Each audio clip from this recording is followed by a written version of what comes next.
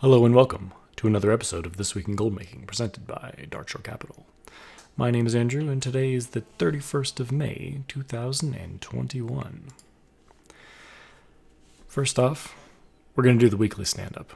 This is that annoying little thing that we got to do every week, where we talk about what we've been doing, reflect on our mistakes and our triumphs, talk about what we're going to do in the next week, and then maybe do a little bit of reflection on what could be getting in the way. First things first. Despite the lack of a hedge fund video this week, I have continued to do BOE flipping, as well as legendary mat collection. Not as much as normal, but it is still happening. We're calling legendary mat collection LMC. We're going to try to get into acronyms a little bit, see how that goes. Let me know how you think about it. Also, the Burning Crusade. The pre-patch has taken a majority of my focus in World of Warcraft at the moment. I have to admit to you guys, Classic has a lot of great gold making potential. It's very interesting. It's fresh. It's new. It's old. It's new. It's great. I love it. There'll be more coming in the future. Over the next week, obviously, there's something big coming up when it comes to Classic. We'll be doing that. We're going to do what I'm going to call TBC Freestyle, where we try to make as much gold as possible while playing the game. That's kind of my style. More on that later. BOE flipping will continue. I will be keeping up with the BOE flipping in retail, despite my absolute terror at the prices crashing down on BOEs for retail at the moment. There's a lot of reasons to be scared, but also many reasons historically to not be scared. So, again, I've talked about this a few times before.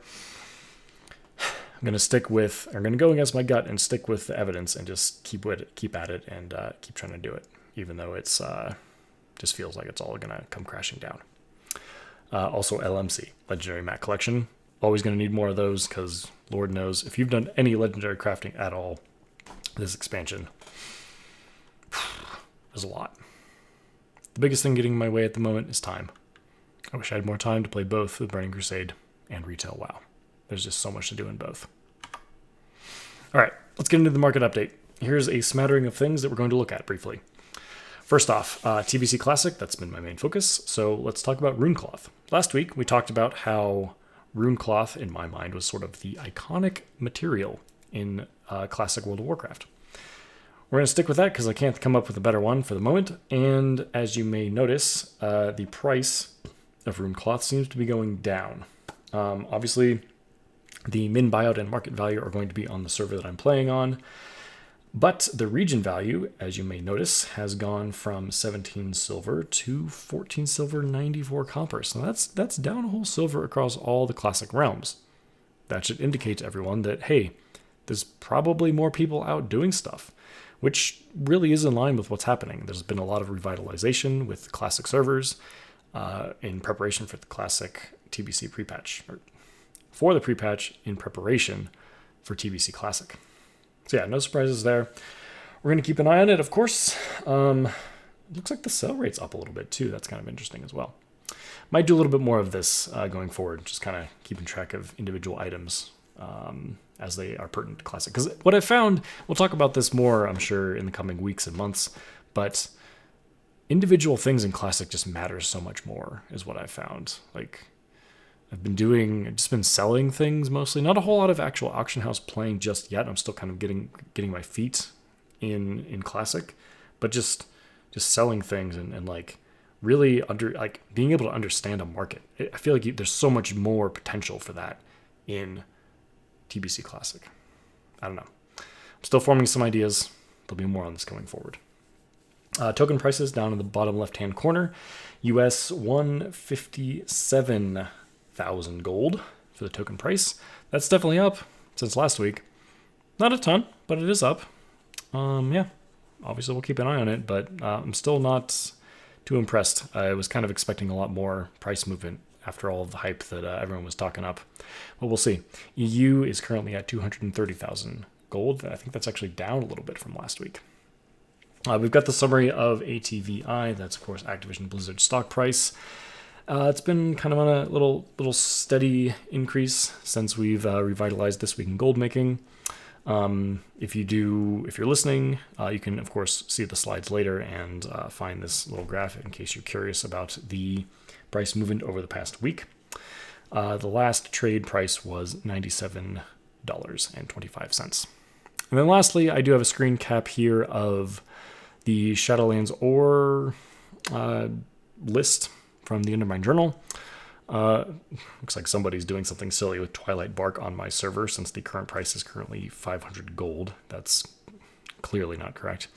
But yeah, lithium down to 48 gold, 52 mean. That's, to be expected. Look, there seems to be kind of a bit of a shakeup in kind of retail gathering materials prices. If I'm not mistaken, there was a decent amount of banning or removal of accounts that were using, let's call them unscrupulous methods to acquire vast amounts of resources. We've talked about this a little bit in the past, but yeah, wouldn't be surprised to see an increase in price of Shadowlands materials due to a combination of reducing the amount of accounts gathering these materials in a unfair way, and of course the Burning Crusade being released, and simply just fewer people playing the game at the moment, myself included. But yeah, there's the prices on Tichondrius in case you're curious. Yeah, I'm still trying to buy up as many of these as possible when they're cheap to buttress the legendary crafting, which I'm still standing behind as a huge moneymaker in 9.1. Get on to the news. So obviously, I'm recording this hours, I think, before the Dark Portal becomes active, so to speak, in the Burning Crusade Classic, and we all rush through and fight for all the mobs in Hellfire Peninsula. So yeah, that's coming. I've really been enjoying Classic again. I think Blizzard really has done a really great job with Classic. Very happy with it. There's been a lot of revitalization among the people who I enjoy playing World of Warcraft with, and overall, very happy with it. Looking forward to some fun playing the game, playing the markets, revisiting the old auction house, stacking items in pretty stacks. Lots of gold to be made with pretty stacks. We'll definitely be talking about that in episodes to come. As for 9.1, so I will admit to you guys, I saw that information regarding legendary crafting has come out. I have not looked into it yet. I'm going to trust that it's pretty straightforward. There's something to do with like different ranks and like sort of like an adjustment system. I don't know. We'll talk more about that next week. Now's not the week for that. We're going to wait for more information, figure it all out, and we'll just go over it at a high level, the stuff we really need to know. The thing I did want to point out, though, is the sort of Blizzard integrated Raider IO scheme is going to be what determines the previous Keystone Master achievements going forward. Now, this is relevant for a couple of reasons. Now, A of all, the rewards from the Keystone Master achievement, or whatever it's going to be called now, after the points get implemented, they're very cool. You may want to be getting them yourselves. I think I might have said this a few times in the past, but the mount for Shadowlands Keystone Master Season 1 has been the first mount that I've been legitimately excited about in this game since probably like the Raptor mount from ZG in original vanilla. And that's not I take it back. The dragons from the Wrath of the Lich King Ice Crown Citadel meta achievements. That was probably the last one. But still, either way, that's like 10 years ago. So very cool mount is the point. Yeah, the mounts, the rewards from these Keystone Master achievements in Mythic Plus they're really stepping up their game. It seems like there's kind of just going to be some reskins for the second season, but c'est la vie. It's still a very cool achievement, and it's definitely something I'll be looking to do in 9.1. Now, as far as boosting goes, the requirements for this are going to change. So there's kind of a clickbaity headline on Wowhead that says you're going to be required to, or the implication at least, is that you're going to be required to time every dungeon at plus 15 on both Tyrannical and Fortified. That's not quite the truth. Basically, what the headline is trying, or what the headline should be, is that you will not be able to get the Keystone Master achievement timing 15s on only Fortified or only Tyrannical. It seems that Blizzard's going to split up the points rewarded across the two sort of major affixes. So if you, at the bottom line of this is, if you want to get the Keystone Master achievement, you're going to have to time 15s in both Fortified and Tyrannical, not only just one. I'm sure there's some math out there that proves that you can do it all with one or the other, but whatever. Like, for most of us, for practical purposes, you're just going to have to time a lot of keys. And it's not going to be only 15s of Fortified or only 15s of Tyrannical. Last bit of news. The Great Push Mythic Dungeon Invitational Tournament occurred last weekend. It seems like it was a great success. I did not have the pleasure of viewing it myself, but having browsed the banter going back and forth on Twitter, seems like everyone really enjoyed it. And I think that we're going to be seeing more of this type of event in the future. What does this have to do with gold making? It does actually have a tangential relationship. So usually things that people do in the game of World of Warcraft, they do, or they are heavily influenced by whatever is happening in esports. And this is pretty much true across all kind of video games these days. So if the meta in the Race to World First is to use like only shaman healers, you're probably going to wind up seeing more shaman healers in raids.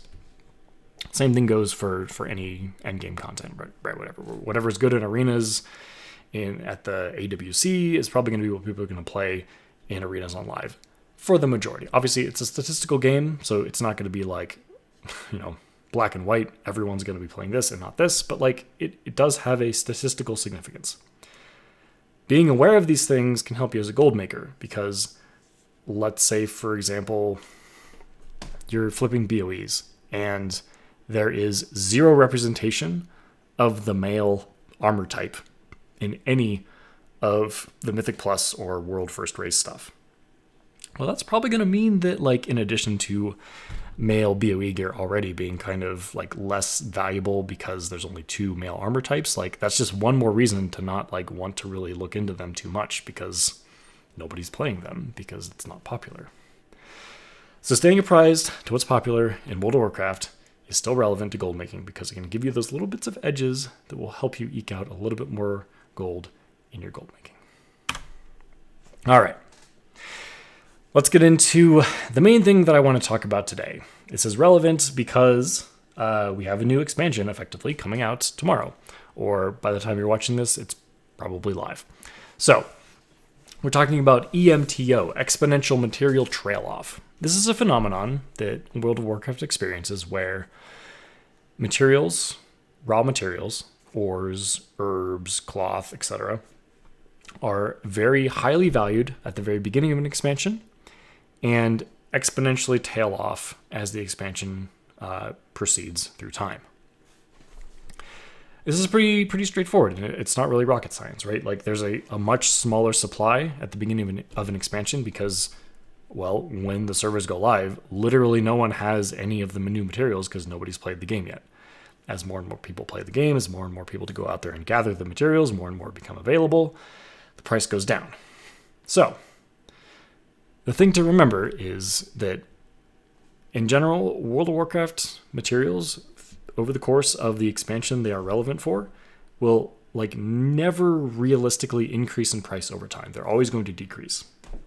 So buying up a bunch of Fellslate in the first few weeks of the Legion expansion and expecting to make any money off of that whatsoever is just foolish. It's completely foolish. That said, it's my opinion that if you're going for long-term kind of longevity in a particular expansion, the general strategy should be to sell just about everything you possibly get in the beginning because it's going to be the highest value that it's going to be for the entire expansion. Unless, of course, you have a particular strategy, right? So if you're like Hickons and you have a freaking lockdown on Darkboon trinkets at the beginning of an expansion and you know what you're doing and you're going to craft you're going to spend all day for the first week just crafting stuff, yeah, okay. Go buy up all your stuff. Don't sell anything. Use it all to make Darkmoon trinkets because you know what you're doing. But if you're just like a beginning gold maker starting to play DBC and you just want to gather enough money to buy your 5,000 gold epic flying mount, sell all your netherweave. Sell all the fell iron ore that you gather because you have a mining off the bat. Because that's going to be, at the first few weeks, that's going to be where it's going to be the most expensive, the entire expansion. You're going to make tons of money. If you can just go out, spend a week grinding ores in a place where, like, say you find some place off in Shadow Moon Valley that no one's, like, there, you're going to make tons of money. Let's go through a few examples before I talk myself into a tizzy. So Fellslate, this is, the Undermine Journal graphs are actually kind of funny. So this is the regional daily summary for Fellslate ore over the first couple years of it existing since Legion. So Legion released September 2016-ish. And as you can see, the numbers are literally going off the graph for whatever reason. We're not going to talk about that. But like, you can clearly see the price of the material was way higher for the first few months of the expansion than it was for the rest. Tide spray linen, which is a ridiculously cheap item. It's like less than a gold these days. But at the beginning of the expansion, completely off the charts. First few months, it's not even there. Like, it's over 8 gold, whatever. That's crazy. Alethea ore, beginning of Shadowlands. I remember selling Alethea ore for like hundreds of gold on the server that I was on because I was playing a character that had mining. And we made, myself and my other friends who were playing who also had mining, we made tons of gold just selling the Alethea ore that we picked up in the mod, doing our stupid mod dailies. And now it's down to, so it started, the price quoted here, 253. It's down to like 50-ish on Tichondrius. I don't think we need to show any more examples here. I think this is a pretty well understood thing. So all I'm trying to say with this, with the advent of the Burning Crusade coming out, if you're a casual gold maker, if you don't have a specific plan for how you're going to level professions and make a ton of gold in the first few weeks and months, just sell your stuff. Just put it up on the auction. Make sure somebody's not trying to like bait you with low price stuff, obviously, because there's a lot of shenanigans that can go on with that on classic auction houses. Be smart about it, obviously. Sell your stuff. It's going to make you a ton of gold. You're going to be happy you did it. And if you want to level your professions a couple months into the expansion, yeah, it'll be way cheaper than to do it. So just be smart. Think about supply and demand. You'll thank me later. All right. Let's move on to the Bullish and Bearish slide. So I did make a few changes here. First thing, biggest thing, is probably going to be the boosting. So this is for gold only. We do not deal in RMT on this podcast. It is not cool. Don't do that. So boosting Mythic Plus and Torghast is kind of the two things that I'm sort of like, well, and raiding too. I don't do raiding because I don't raid. But the PvE content for boosting. I feel like it's kind of going on the bearish side. Like, I'm absolutely sure you can still make money doing it. However, there's waning interest in retail at the moment.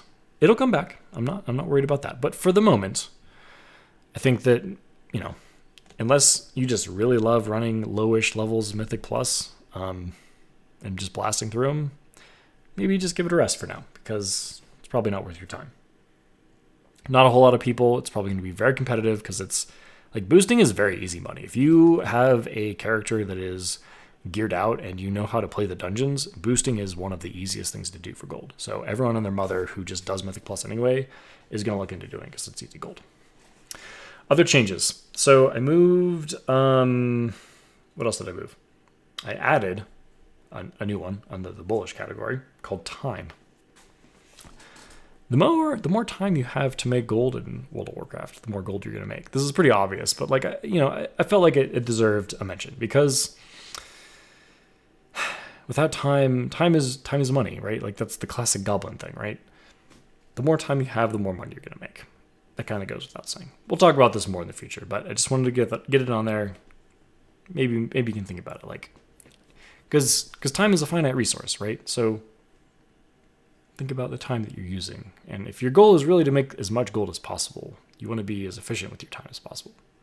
This kind of can tie it back into the boosting thing, right? Like if boosting right now is not a good use of time, to just sit there watching the Discord for announcements like, hey, this boosting group's ready. The chances you're even going to get accepted to it are pretty low. So it's not a good use of time. Think about perhaps preparing for 9.1 by buying some Shadowlands legendary stuff or getting that crafted up or doing some callings on some alts or something, because that's just easy gold. Or, doing some scans for raid consumables, which are inevitably going to go up in price come 9.1 because everyone's lazy and forgot to buy consumables. Things like that. Or the best thing of all, increasing your human resources, developing your relationships, finding groups of people who, in the future, when 9.1 does come out and there's a reason to boost again, maybe you have some friends who are also interested in making some easy gold by doing endgame content that you would be doing anyway. Maybe consider doing something like that.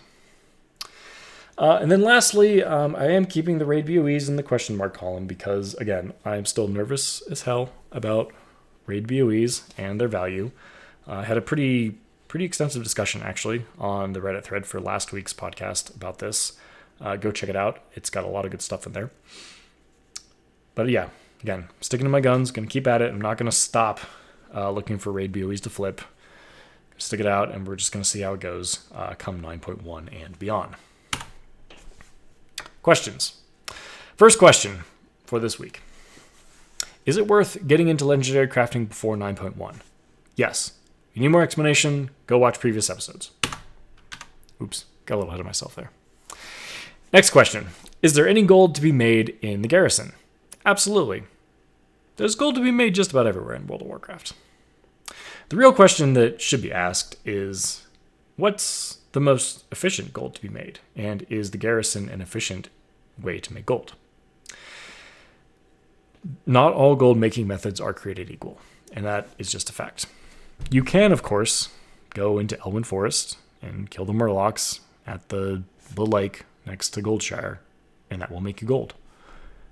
However, you could also just go to the Maw and kill things in the Maw, and they'll drop way more gold. So this is obviously a very extreme example, but the point is there's always going to be something that people are going to be willing to pay for out of the garrison, but it's up to you to do the math as to whether or not that is worth it to you personally. And that's really a personal question, because if you're happy with the amount of gold that doing things in the garrison can make you, if that achieves your overall goal of whatever it is you're trying to do with your gold, then great. And and then, in my opinion, almost more importantly, if it's something that you enjoy doing, like if you are just really into like running around the garrison mine and mining what is it even called, the Blackrock ore and the true iron ore, whatever that is, and picking up the little mine carts at the coffee and stuff, if that's what you really enjoy, then that's a huge win, because like you can do that every day on as many characters as you can get to a garrison. So yeah, the question really isn't like, can you make the gold? Like, absolutely. Just go there and like see what's there and like just think about it and look up stuff and see what's on the auction house, see what's selling, like what's the value of the things. Pull out a freaking spreadsheet and do some math. Like there's lots of stuff like Savage Blood. You can go collect things from, like, do the trapping mini game with the barn, or you can do the resource trading thing where like the trader changes every day and you can like, trade resources for garrison resources for materials, and the materials for garrison resources, and like exponentially, well, it's not really exponential, but like increase the value of things over time. There's all the different profession mini huts that allow you access to crafted stuff from WoD. So there's some transmog potential there. Hexweave bags, logically they shouldn't really sell for anything because there's better bags for way cheaper now, but like apparently that's still a thing, like buying Hexweave bags. I don't want to get into that. And then there's like I said, the mine, the herbalism patch, just raw materials. Like people are still going to buy those because they want to level up their WoD stuff for whatever reason, whether it's transmog or just completionism. Yeah, and then there's mission tables, right? Mission tables in WoD still do reward things that give you gold. Garrison resources can eventually be converted into gold. There's the missions for the medallions of the Legion, which sell for 5-10k, something in those range. Or just the transmog that you'd literally just do the mission for like the epic item and then sell it for 50 gold or whatever it is. I mean, that's not a lot of gold, but hey, that's gold to be made. So there you go. There's plenty of opportunity. But is it worth it to you is the question you should be asking. All right, then last question is, how would you set up profitable alts come TBCC, the Burning Crusade Classic? So I believe this question is being asked by somebody who may have, a few extra, maybe level 60s laying around without professions, and they want to know, like, how do I maximize things?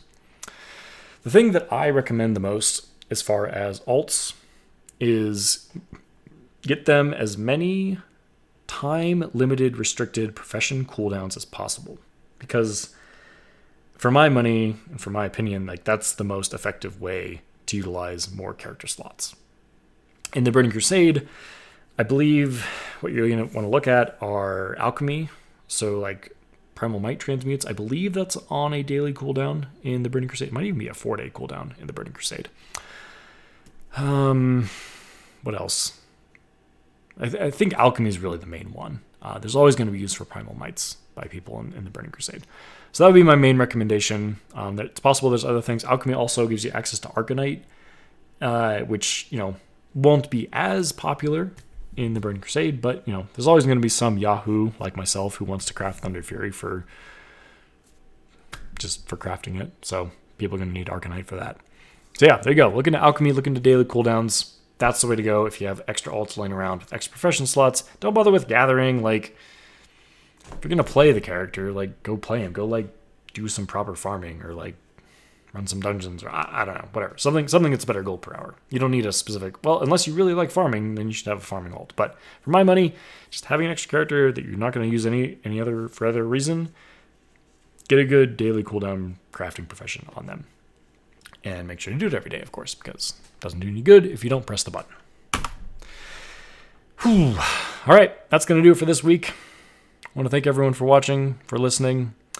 It's it's an exciting time. The Burning Crusade is coming. The Dark Portal. Just a quick update on what I'm doing. I'm going to play a mage for Burning Crusade. Apparently, mages are pretty good at farming back in the classic era. And yeah, I've been running around just doing some stuff on the mage in preparation for that. Did the boost thing because my previous classic character was a rogue on a PvP horde server, and all my friends wanted to play Alliance on a PvE server, so whatever.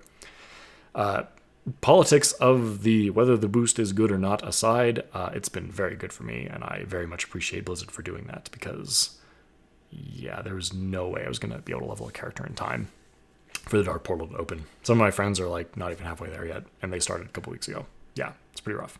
Anyway, enough talk, enough of that. Thank you all so much for watching. Please have a wonderful week. Enjoy running around Outland. Hopefully you have some great opportunities to make some gold. And until next time, happy gold making. See you next week.